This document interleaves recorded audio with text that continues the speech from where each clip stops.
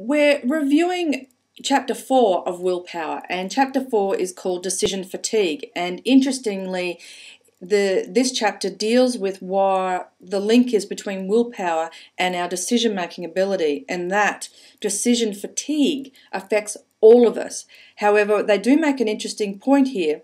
When asked whether making decisions would deplete your willpower and make them vulnerable to temptation, most people would say no.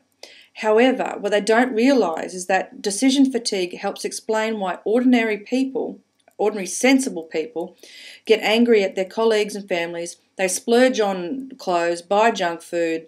They can't resist stupid deals that they would normally resist because they're at decision fatigue level, which means their willpower is low.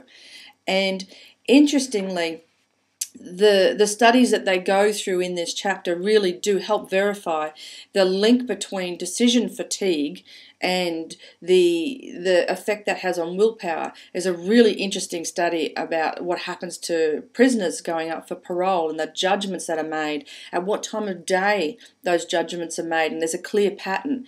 Now, how does this apply to you as a manager? One of the interesting passages that's in this book, and I do want to read it to you because I think this is the clear insight that I got from it. The link between willpower and decision-making works both ways. Decision-making depletes your willpower, and once your willpower is depleted, you're less able to make decisions. If your work requires you to make hard decisions all day long, at some point you're going to be depleted and start looking for ways to conserve energy. It makes sense. You'll look for excuses to avoid or postpone decisions. You'll look for the easiest and safest option, which is often to stick with the status quo. So, as a manager, are you the naysayer, or is your boss always the naysayer? And think about then, when is it that you're requiring a decision, or when is it do you feel as though you're making the tough decisions?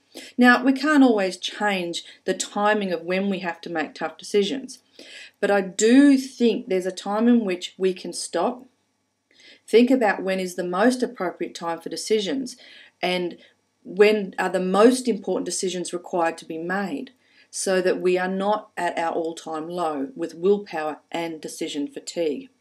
And as a manager, look at what your staff are doing and the decisions that they make. Are they suffering from low willpower and high decision fatigue? And what can you do about it? So that's my Chapter 4, Decision Fatigue from Willpower.